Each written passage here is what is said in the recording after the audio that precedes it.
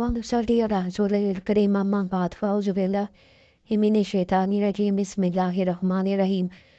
السلام علیکم، امید ہے آپ سب ٹھیک ہوں گے، حفظ و ایمان کے ساتھ ہوں گے۔ آج کا ہمارا موضوع ہے 7 عادات انسان کو رسوا کروا دیتی ہیں۔ بدشگن سے دوستی کرنا، دعوت میں من بلائی جانا، دوسروں کی باتوں میں دخل دینا، مہمان بن کر میزبانوں پر حکم چلانا، حریص دولتمند سے مدد طلب کرنا، مجلس میں اپنے سے والا تک شخص کے پاس بیٹھنا، ان لوگوں سے خطاب کرنا جو سننے کے لیے تیار نہ ہوں۔ معاشرے میں تبدیلی تب ہی ممکن ہے جب ہر شخص اپنی اصلاح میں لگ جائے۔ حضرت علی رضی اللہ عنہ نے فرمایا جس زبان سے جھوٹ نکلنا بند ہو جائے اس زبان سے نکلی ہوئی ہر دعا قبول ہو جاتی ہے۔ ہم یاب لوگ اپنے فیصلوں سے دنیا بدل دیتے ہیں، وہ کمزور لوگ دنیا کے ڈر سے اپنے فیصلے بدل دیتے ہیں۔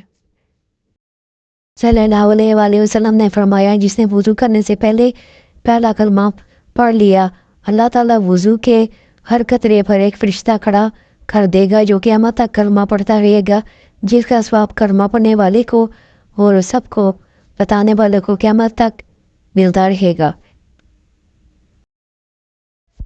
رسول اللہ صلی اللہ علیہ وآلہ وسلم نے فرمایا اللہ تعالیٰ ظالم کو مہلت تو دیتا ہے لیکن جب اس پر گرفت فرماتا ہے تو وہ بھاگ نہیں سکتا۔ نماز کی تو وہ شان ہے جو روک دیتی ہے طواف کعبہ کو، تو تیرے کاروبار کی کیا اوقات ہے جس کے لیے تو چھوڑ دیتا ہے نماز کو۔